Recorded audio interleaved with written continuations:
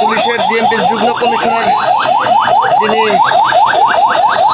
বিপ্লব সরকার, তিনি কিন্তু বলেছেন যে ঢাকা বিশ্ববিদ্যালয় প্রশাসন যে কোনো ধরনের সহযোগিতা করবে, তারা সেই সহযোগিতা করতে প্রস্তুত। সেই এছাড়া আসলে আপনার সংঘর্ষের ব্যাপারে আসলে কতটুকু কি আসলে ব্যবস্থা নিচ্ছেন? আমি এই মুহূর্তে অন্য কোনো বিষয়ে কথা বলবো না। বিশ্ববিদ্যালয় প্রশাসন যখন এই ধরনের সহায়তা চাবে, আমরা ঢাকা মেট্রোপলিটন বিশ্ববিদ্যালয় প্রশাসনকে সহায়তার জন্য প্রস্তুত। আসলে আপনাদের আসলে কতজন সদস্য আপনারা এখানে প্রস্তুত আছেন? সংখ্যাটা যদি বলেন। অনেক লোক, আমাদের প্রচুর, আমাদের অনেক লোক।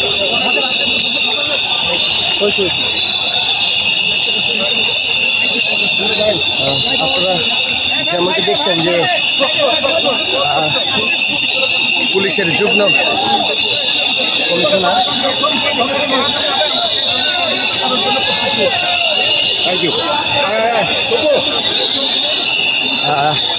কোটা আন্দোলনকারীদের নিয়ন্ত্রণে আনতে মাঠে নেমেছে বাংলাদেশ পুলিশ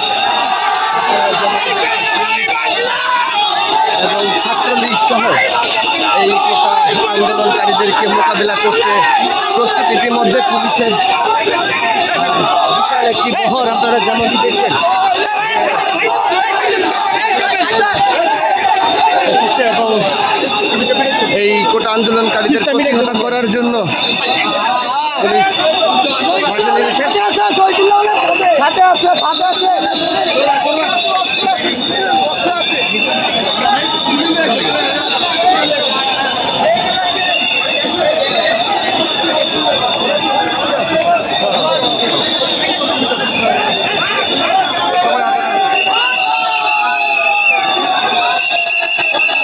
যেমনটি দেখছেন পুলিশের সাজোয়া যান, জল কামান, পুলিশের সাথে রয়েছে এপিবিএন আনসার সদস্য সহ আইন শৃঙ্খলা বাহিনীর কয়েকটি দল রয়েছে। আপনারা যেমনটি দেখছেন যে সঙ্গে রয়েছে আইন শৃঙ্খলা বাহিনীর সাজোয়া যান। এ নিয়েই কিন্তু কোটা আন্দোলনকারীদের প্রতিহত করার জন্য পুলিশের ডিএমপির যুগ্ম কমিশনার যিনি বিপ্লব সরকার, তিনি কিন্তু বলেছেন যে ঢাকা বিশ্ববিদ্যালয় প্রশাসন যে কোনো ধরনের সহযোগিতা করবে, তারা সেই সহযোগিতা করতে প্রস্তুত। সেই ধারাবাহিকতায় কিন্তু পুলিশের একটি চৌকস দল, অসংখ্য পুলিশ সদস্য সহ তারা এই ঘটনাস্থলে এসেছে এবং কোটা আন্দোলনকারীদের প্রতিহত করতে পুলিশের এই অভিযান। সঙ্গে রয়েছে ছাত্রলীগ সহ মুক্তিযোদ্ধার সন্তানরা।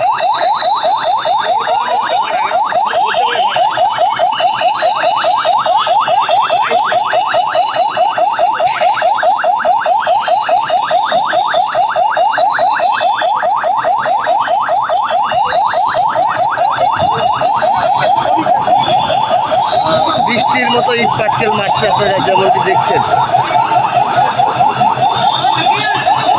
বঙ্গবন্ধু শেখ হাসিনা বান ইউনিটের সামনেই কিন্তু আসলে পুলিশকে লক্ষ্য করে ইট পাটকেল মারছে।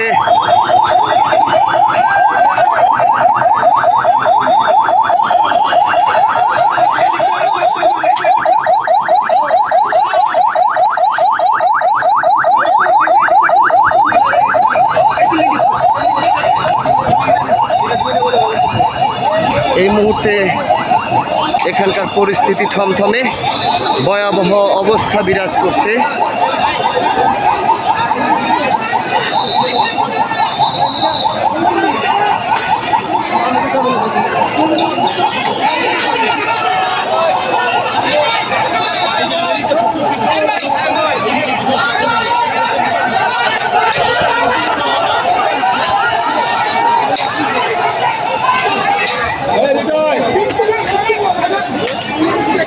দর্শক, এই ছিল এখানকার সর্বশেষ।